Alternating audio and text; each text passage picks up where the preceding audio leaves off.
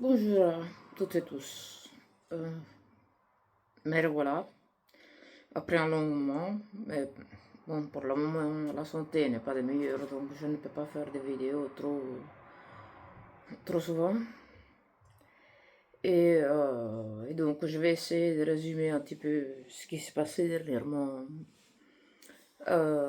au Vatican. Donc voilà. Comme je vous ai déjà dit, le 27 octobre, le synode est terminé. Enfin, ils disent qu'il est terminé, mais il n'est pas terminé. Ils travaillent encore euh, sans que les gens le sachent. Au moins jusqu'à juin prochain, de ce que j'ai entendu par certains cardinals qui parlaient du synode. Et il n'est pas conclu parce que, justement, comme je vous disais, le pape n'a pas écrit un document pour clôturer le synode, donc avec comme ça a été pour Amoris Laetitia, comme ça a été pour Querida Amazzonia, comme ça a été pour Fiducia Supplicans, voilà, donc, et comme je vous disais, il n'y a jamais rien de bon qui sort après un synode. Mais je vais vous parler d'une chose qui est passée assez inaperçue dans les médias. Il y a très peu de médias qui ont parlé de ça. Donc avant la clôture du synode, excusez-moi, voilà mon petit chien qui vient me faire rendre visite. Dai, Pouki. Et donc voilà, le 25, 26 et 27 octobre à Toulouse, il y a eu une manifestation qui a été intitulée La Porte des Ténèbres. Et, euh, et ce défilé était avec des robots géants, des machines géantes qui bougeaient. Et il y avait il y avait donc trois figures qui pendant 3 jours ont traversé les villes de Toulouse. Dans cette défilé, cette manifestation de 3 jours intitulée La Porte des Ténèbres. Donc voilà, ils ont défilé un minotaure, trois figures en fait, un minotaure, un araignée euh, qui bougeait au moins 8 mètres, qui bougeait toutes ses 8 pattes, et qui s'appelait Ariana, donc l'araignée qui a donné les fils à Thésée pour pouvoir sortir du labyrinthe de la mythologie grecque. La, je ne sais pas comment on appelle en français, en italien c'est Odyssée, donc je pense l'Odyssée. Et était imprégné par des symboles sataniques. Un de ces symboles était le sceau de Lucifer, qui vient employer dans des rites sataniques pour ouvrir un portail de façon à ce que les diables et les démons puissent venir sur terre. Voilà. Donc, et l'archevêque de Toulouse, justement, quand cette manifestation a été annoncée, a consacré Toulouse au Sacré-Cœur de notre Seigneur Jésus-Christ. justement pour ceux qui allaient se produire ces 3 jours à Toulouse. Et donc, ils ont dit que les Minotaures représentaient l'âme de Toulouse, mais les Minotaures représentent aussi le bouc, qui est le signe du démon. Donc, voilà. Et donc, cette manifestation, les portes des ténèbres, avec une femme scorpion, une femme, moitié corps femme, au haut, avec des cornes, et un corps de scorpion. Et avec une boucle d'oreille qui portait la croix à l'envers, signe stanique aussi, qui était encore reporté sur son corps aussi. Donc, voilà. Et donc, il y avait les 3 signes, les 3-6. Il y avait 3 signes, les 3-6. La croix de... Maintenant, je ne me souviens pas comment elle s'appelle. Donc, c'est une double croix avec les symboles de l'infini, comme un serpent qui se mord la queue, et qui est attribué au alchimie au Zolf, la puanteur du soufre, pardon, du soufre de l'enfer. Voilà, donc ça a été toute cette manifestation s'est conclue le 27 et donc le 28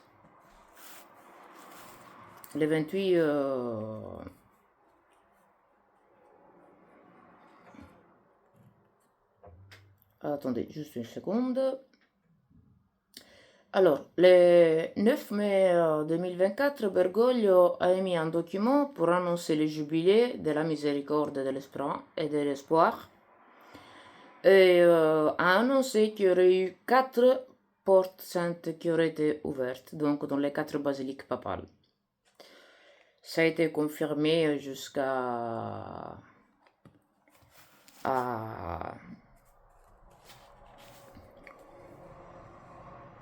donc, excusez-moi. Et il a marqué dans ce document quelles sont les catégories plus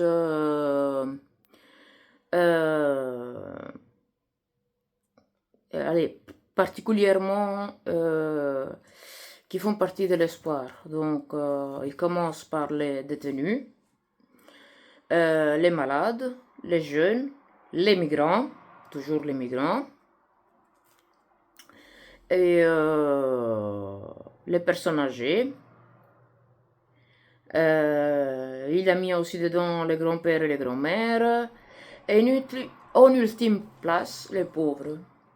Lui qui voulait une église pauvre pour les pauvres sont passés à la dernière place. Donc d'abord il y a tout ça, donc les détenus, voilà.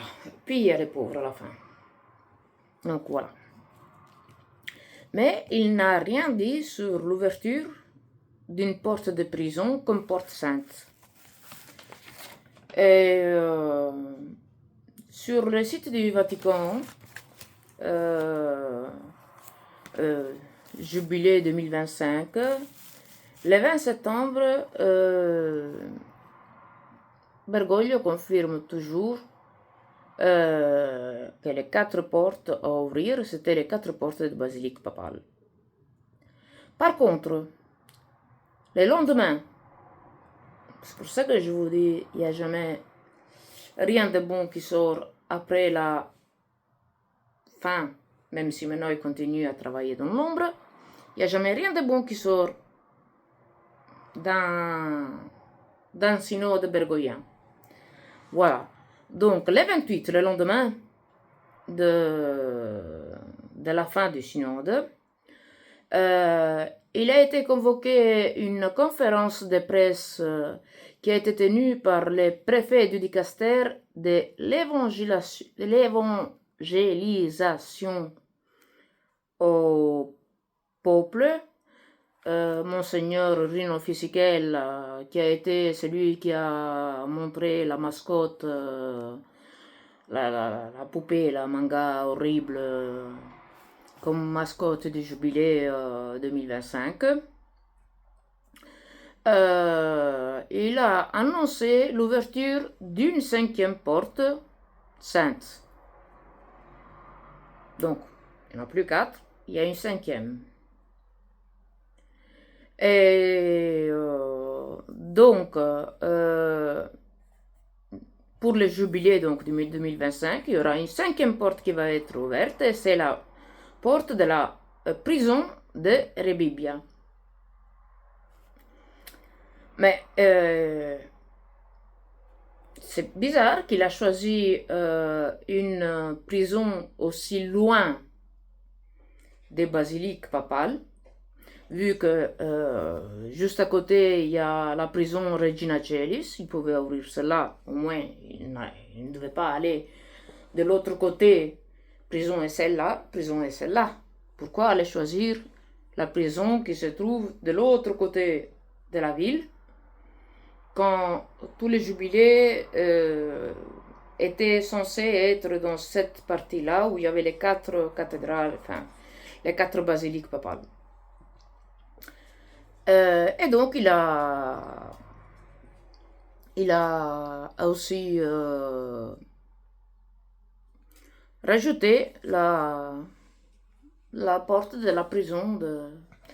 Ce qui est bizarre, c'est que dans l'ouverture des portes, dans celle des portes des basiliques papales, il est resté assis sur sa chaise roulante en laissant faire les choses aux autres. Par contre, pour la prison de Rebibbia, il s'est levé et il a fait lui la fonction, donc il a toqué comme de tradition, chose qu'il n'a pas fait dans les basiliques papales, mais dans une prison. Alors, ok, la miséricorde et l'espoir, mais tu ne te lèves pas dans les portes saintes des basiliques, donc des lieux de culte de notre Seigneur. Tu restes assis tranquille sur ta chaise du style pourquoi est-ce que je suis là, mais tu te lèves pour la porte de Rebibbia. Grâce à la contribution du Dr Chonchi, que même s'il s'est détaché du sodalisme marial, il faut lui donner les mérites qu'il a. On ne va pas lui enlever les mérites. Il faut être correct. Dans un de ces podcasts, on a découvert qu'en traçant des lignes droites sur des 5 portes choisies sur une carte géographique, sort le 2e symbole qu'il y avait à Toulouse, donc le sceau de Lucifer. Rappelez-vous les noms du défilé qu'il y a eu à Toulouse, les portes des ténèbres, et bizarrement, en traçant des lignes droites sur le point des cathédrales qui ont été choisies sur une carte, il sort à nouveau le sceau de Lucifer, qui est un portail démoniaque pour demander à Satan et à ses démons de venir sur terre.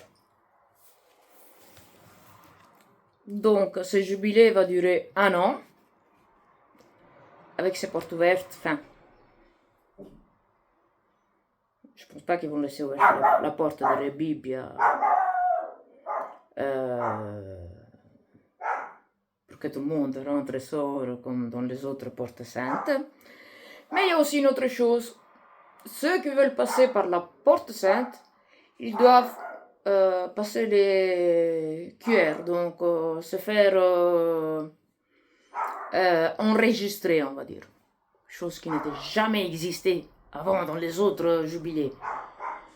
Donc maintenant qui veut aller dans la porte sainte, pour passer la porte sainte, ils doivent exhiber les QR, parce qu'ils doivent savoir qui était là et qui n'était pas là. Voilà, déjà, pour... mais ces portes vont rester un an. Et vu que les lignes de la... Parce qu'avec Bergoglio, il n'y a jamais rien laissé, il n'y a aucun détail laissé au hasard. Tout est calculé. Tout est calculé. Donc, s'il y a ce symbole, ce sceau de Lucifer, qui est un portail démoniaque pour invoquer Satan à venir dans le monde avec ses démons. Ce jubilé va durer un an. Donc, pendant un an, il y aura ce portail ouvert qui sert aussi pour la maçonnerie ecclésiastique et mondiale à consacrer la ville de Rome au diable. Parce que les Écritures, elles sont claires.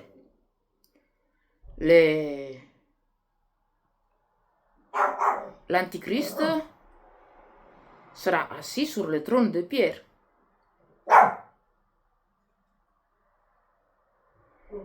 Et ici, on voit qu'il y a des signes, des symboles sataniques qui sont justement utilisés pour ouvrir des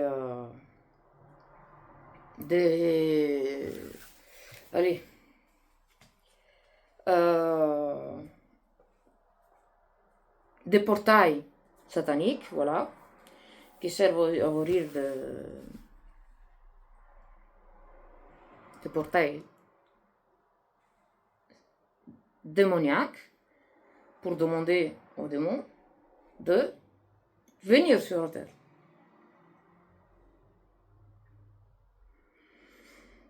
Déjà, c'était bizarre le choix de la mascotte, mais ça, c'est encore plus choquant. Il faut se rappeler que Bergoglio n'est pas le pape légitime. Le vrai pape légitime, ça a été toujours Benoît XVI et il est mort comme pape légitime. Bergoglio, il était placé là par la mafia de Saint-Gall, dont le cardinal Dannels en Belgique a parlé, en rigolant bien sûr, disant, comme on appelle en Sicile la mafia, la mafia de Saint-Gall. On s'est donné ce nom, la mafia de Saint-Gall, voilà. Qui voulait justement placer Bergoglio, un des leurs, sur le seuil de Saint-Pierre. Heureusement, Dieu est grand, et le vicaire, il s'est retiré en emportant le munus, donc l'investiture divine, et a schismé carrément l'église de Bergoglio. Car Bergoglio n'a pas le munus. Le munus, il a été retourné au ciel. Voilà. Et on voit très bien que Bergoglio va contre les Saintes Écritures. Va contre les Saintes Écritures. Il est en train de monter un autre... Excuse-moi. Pouki, silenzio! Mon chien qui aboie. Et donc voilà, il est en train de changer l'évangile. Il est en train de faire en sorte que tout ce qui était mal devienne bien, tout ce qui était bien devient mal. Les catholiques, ils s'en prennent toujours aux catholiques.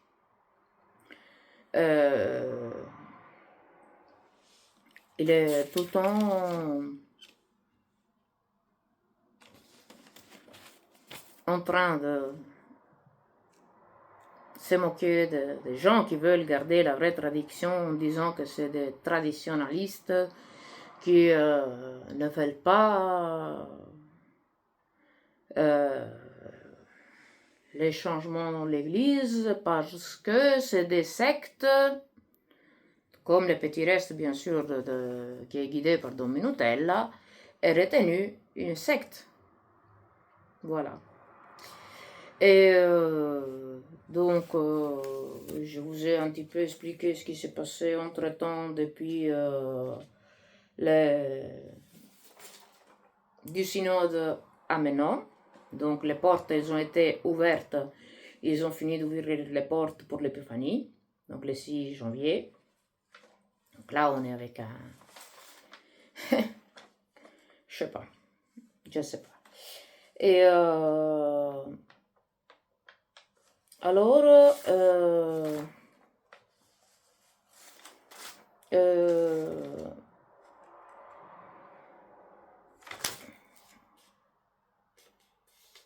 oui, encore une autre nouvelle du Vatican, mais celle-là, je vais la garder pour la fin.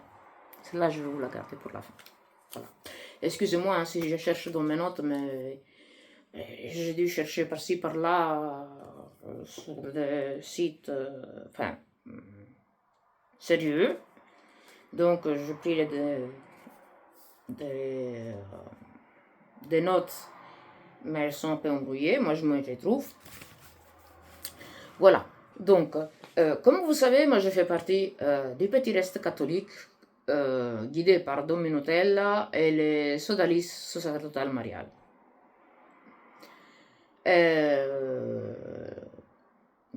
Maintenant, Don Minutella, après fête de Noël, il a recommencé son tour apostolique et il a commencé à parcourir l'Italie et l'Europe pour apporter la Sainte Messe et les sacrements légitimes et valides. Et comme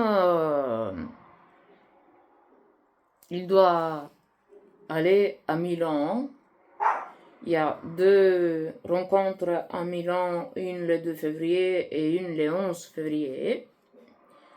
Ils peuvent rien faire au niveau de bloquer ces rencontres parce qu'on paye, enfin, les sodalis, avec l'argent que nous, les fidèles, on donne justement pour pouvoir se réunir parce que sinon, pas de sacrement licite, il faut se contaminer avec l'église de Bergoglio et ça, nous, on ne le veut pas. Donc, on aide nos sacerdotes qui se font 4 pour apporter les sacrements et la parole de Dieu en Italie et en Europe. Alors, tous les évêques de la région de, pas de Lombardie, en Italie et Piemonte, là où se trouve justement Milan et tout ça. Tous les évêques ont mis en garde les fidèles de excommunier Don Minutella non, Signor Minutella, parce que eux, ils ne disent pas Don, Signor Minutella et Fra Celestino qui l'appelle par son nom, je me souviens pas les noms de famille, Pietro, voilà, donc pas avec les noms qu'ils ont choisis de l'église. Donc un frère franciscain change son nom quand il rentre à faire partie de l'ordre. Et lui, il a choisi Fra Celestino. Par contre, il l'appelle avec son nom anagraphe. Voilà. Mettre en garde contre ces deux parce que c'est un... donc, il a dit que...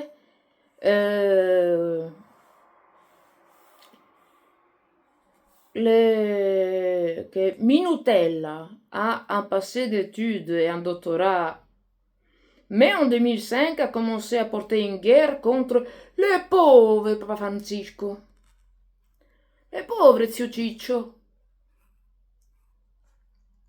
pauvre, et qui a été excommunié 2 fois, 2 excommunications directes, chose que ça n'est jamais arrivé dans l'histoire de l'Église, parce que ça veut dire comme couper la tête à un homme et puis lui donner feu. Donc le tuer 2 fois, impossible. une, c'est plus qu'assez. Non, il en a reçu deux. Et il a été réduit à l'état laïcal. Ça présente une menace. Imaginez-vous. Hein? Une menace,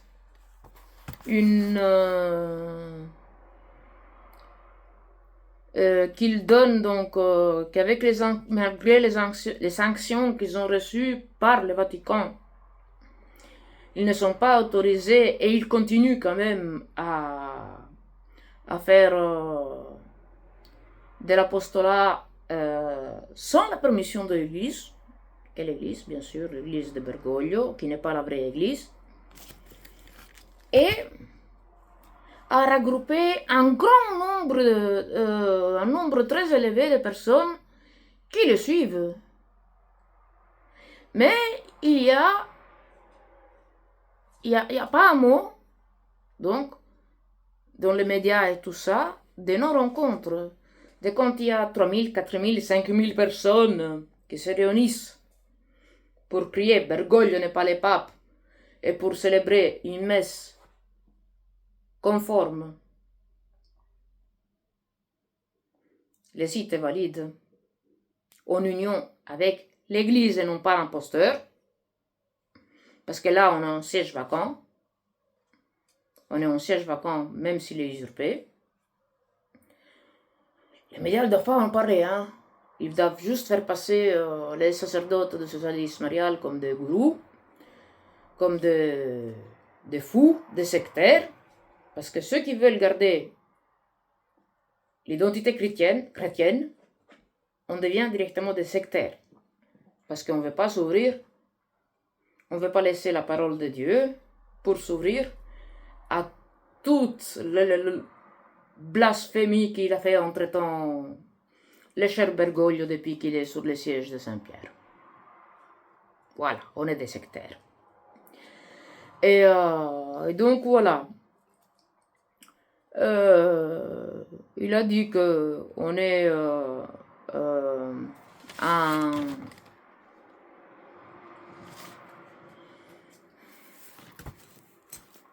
Allez, d'où ils sont une menace, un danger,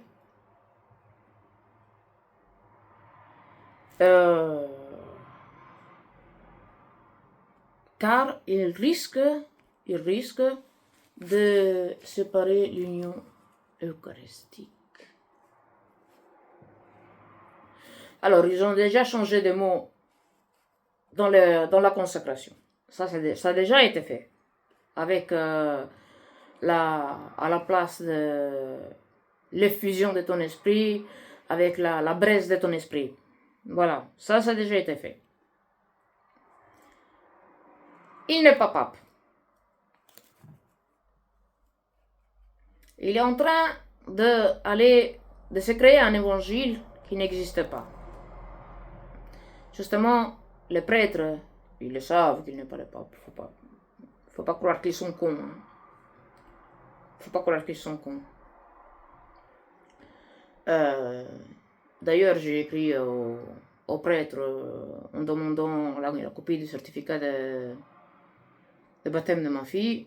Comme il sait que je fais partie du petit reste et que je ne mets plus un pied dans son église depuis 4 ans, il m'a même pas répondu. Bon, c'est pas grave. Et ça casse l'union eucharistique de l'église. Mais quelle église? Hein? L'église du Miséricordieux Bergoglio, qui est une dictature. Tu n'as pas le droit de dire un mot contre lui que directement t'es excommunié, t'es suspendu à divinis, réduit à la terre locale. Il y a un évêque qui a été obligé, sous ordre de Bergoglio, d'aller en pension 2 ans avant l'état pensionnable des évêques. Mais tout ça, ils ne vont pas vous le dire, bien sûr, dans les médias, parce que sinon, ça veut dire révéler la vraie face de Bergoglio. Voilà.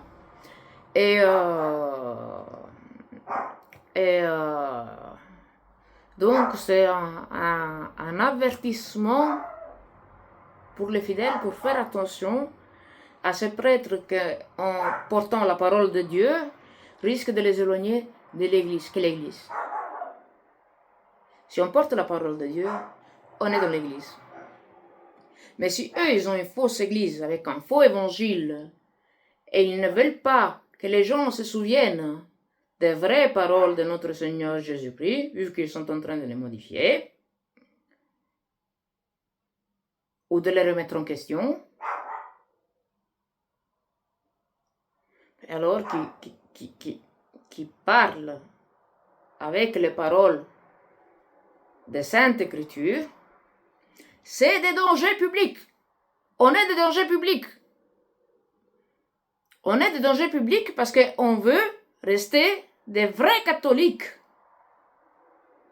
et ne pas se confondre avec le monde et oublier la sacralité de Dieu.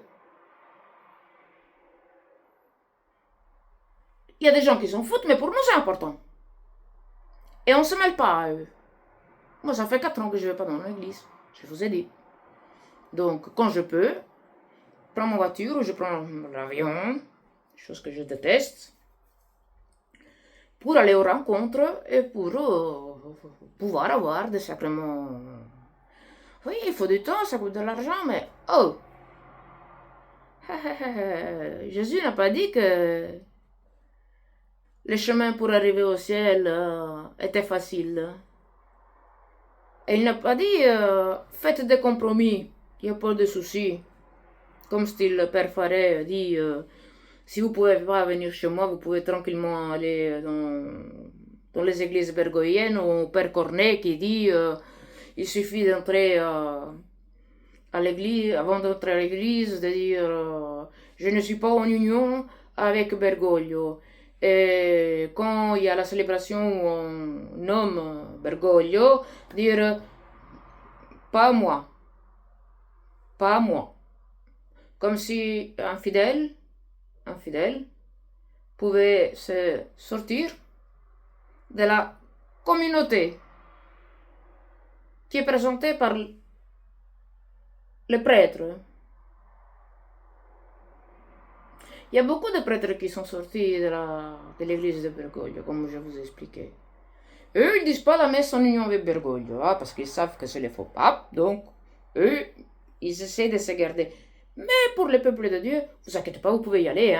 Il suffit de dire je ne suis pas en union avec lui, et quand il est nommé, c'est pas vous qui donnez la direction, c'est le curé qui est sur l'autel.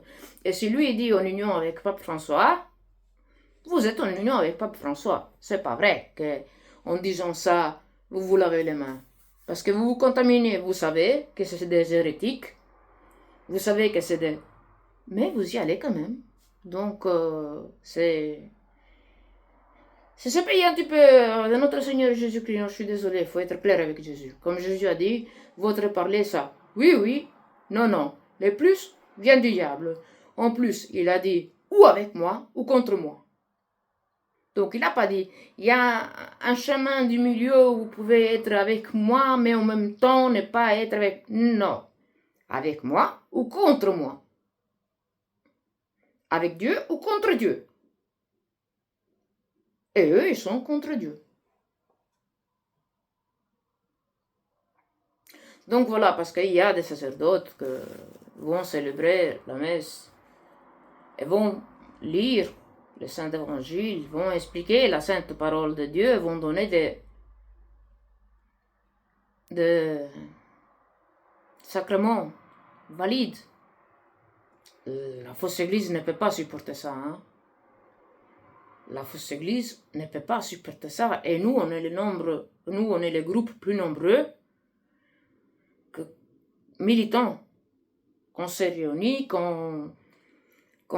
Alors, il y a les deux prêtres qui sont sortis maintenant, avec deux sont carrément hors la plaque. Hors la plaque. Moi, je ne dis pas de messe en union avec Bergoglio parce que je vais me sauver l'âme, mais vous, allez-y. C'est pas grave. Si vous perdez l'âme, c'est pas mon problème. Moi, je me suis mis... Il y a un autre prêtre qui est sorti qui dit que ce n'est pas la vraie église, celle de Bergoglio, qui pense à 90% comme le sodalizio sacerdotal marial, mais qui a demandé aide au Dr Cionci pour faire sa sortie, car il dit qu'il a compris grâce au Dr Cionci, comme s'il ne connaissait pas Don Minutella, mais bon, ça c'est pas grave. Mais il dit on est unis, on est quand même unis, on sait que c'est pas la vraie église, on est des sacerdotes de Dieu. Oui, mais attends, eux, ils se font des kilomètres pour porter les sacrements aux fidèles, les confessions, les communions et tout ce qu'il faut, les baptêmes, les mariages, la première communion, comme ma fille l'a eu en France. Excusez-moi.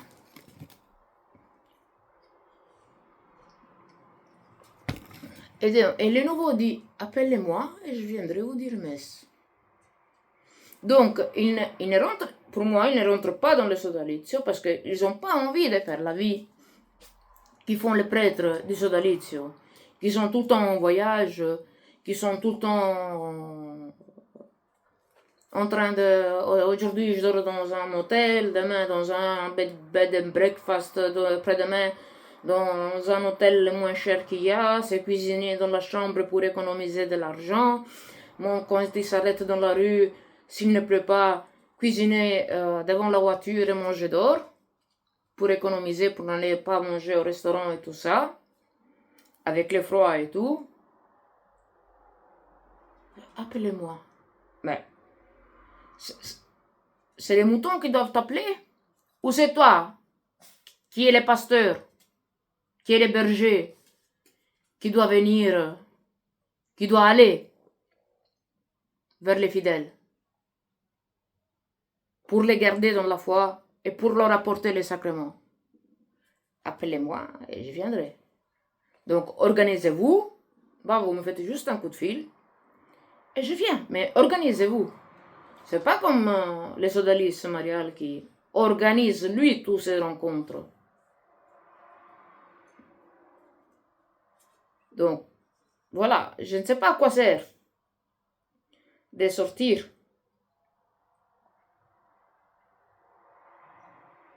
de l'église de Bergoglio si après on ne bouge pas son derrière. Voilà, excusez-moi. Si on ne bouge pas son derrière pour apporter la vérité partout. Don Minutella, il est en train d'aller en Roumanie, en Moldavie, pour les petits restes qu'il y a là-bas. Ils sont pas beaucoup, ils sont 20, 30, mais ils sont importants parce qu'ils ont gardé la foi chrétienne. Ils ne veulent pas se plier à Bergoglio, donc ils font des kilomètres, des kilomètres, des kilomètres. Même pour 20 personnes, même pour 30 personnes. On l'a bien vu en France. Comme il y avait eu les jours avant la conférence du Dr Cionci et de Père Faré organisée à Namur. Et le lendemain, nous, on était à Charleville-Mézières. J'espère que je l'ai bien prononcé cette fois-ci. Il y avait une quinzaine de personnes. On était à 25 avec l'équipe de Don Minutella. Il y a des gens qui sont venus d'Italie avec l'avion. Des petits restes. Mais il est venu. Il est venu en France. Même pour 15-20 personnes.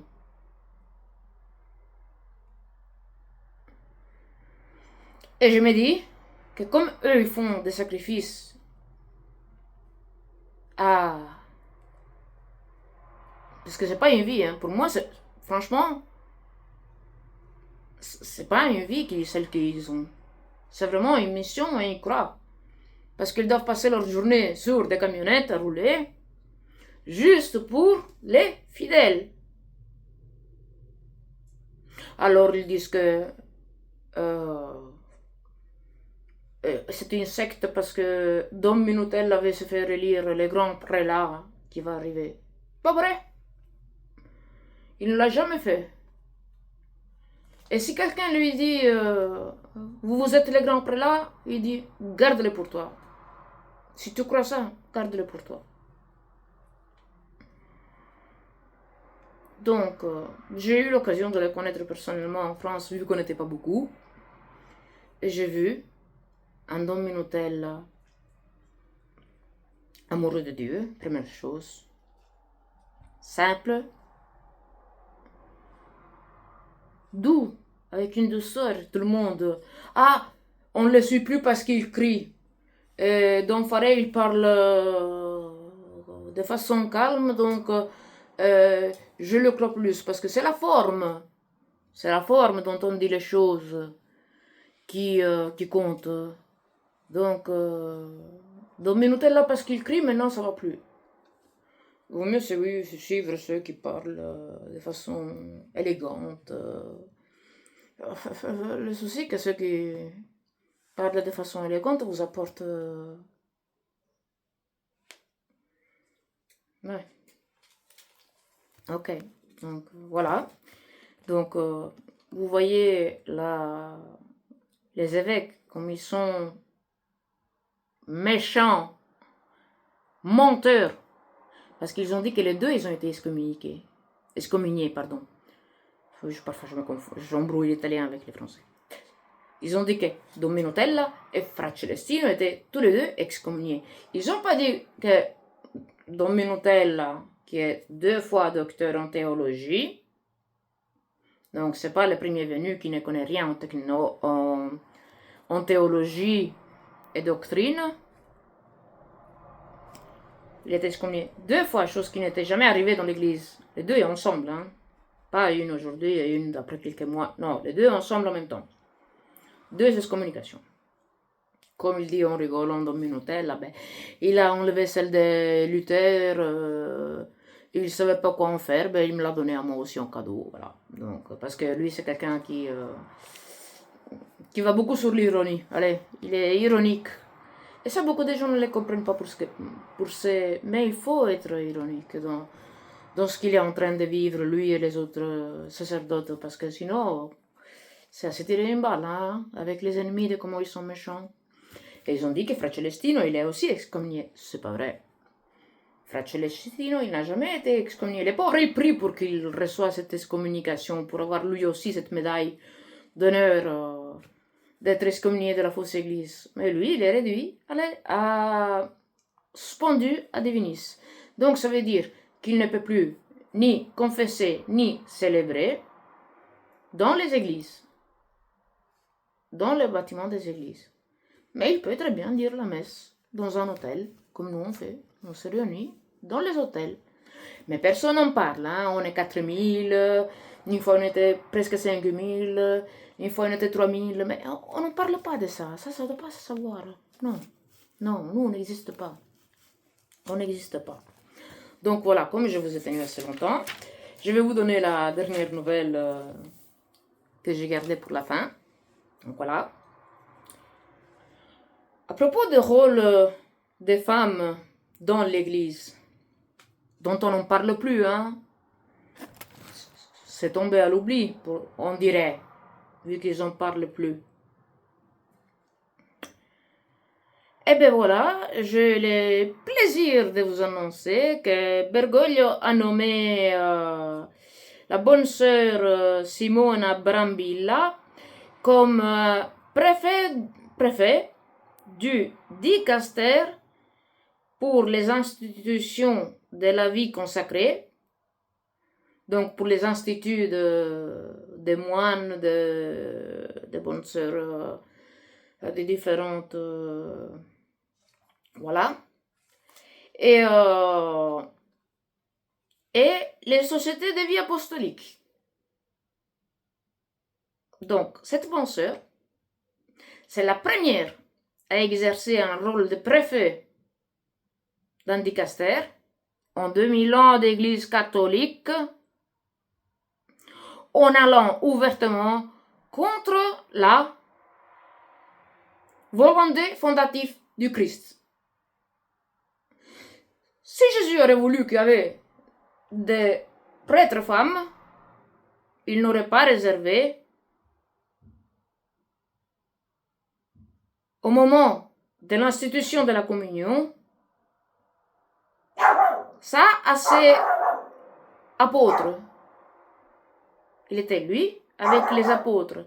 S'il y avait une femme qui avait le droit et l'honneur de pouvoir être prêtre, qui plus que Marie, sa maman? Même elle n'y était pas. Donc ça veut dire, Jésus n'a envoyé que des hommes. Les sœurs, oui, comme vie consacrée, mais ce n'est pas des curés. Jésus n'a pas voulu que ces ministres qui consacrent la Sainte Eucharistie et qui donnent les sacrements soient des femmes. Un point, c'est tout. Il n'y a pas 36 000... Eh ben, Bergoglio, il est non, mais si, mais... Donc, depuis le synode, la fermeture du synode, ils n'ont plus parlé des femmes, du rôle des femmes comme prêtre, diaconat, féminin. Mais voilà qu'on se retrouve avec une femme comme préfet d'un dicaster du Vatican. C'est fait.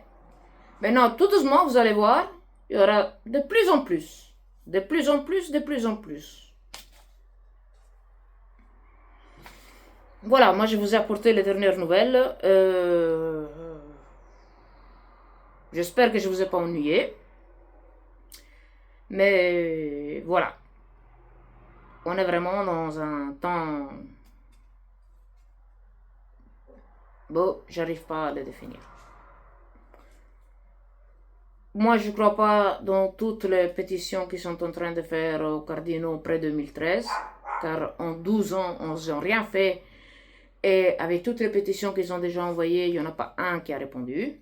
Ou bien s'il a répondu, c'est très malhonnête de la part de qui fait ces pétitions de ne pas les dire. Mais en tout cas, je peux vous assurer que ce n'est plus l'église du Christ, l'église de Bergoglio. C'est l'antipape usurpateur. Et je ne sais pas s'il est le faux prophète, parce qu'à voir comme il va le monde. Il semble que les prophéties sont en train de s'avérer, hein. Bientôt la guerre. Parce qu'ils font tout pour la chercher, ils font rien pour la paix. Et voilà, donc c'est tout pour aujourd'hui. Je vous salue tous, je vous souhaite une bonne journée et une sainte journée dans le Sacré-Cœur de notre Seigneur Jésus-Christ, dans le cœur immaculé de notre Sainte Maman Céleste, Vierge Marie, et dans le chaste cœur de notre cher Saint Joseph. Voilà, bonne journée à tous et j'espère à très bientôt.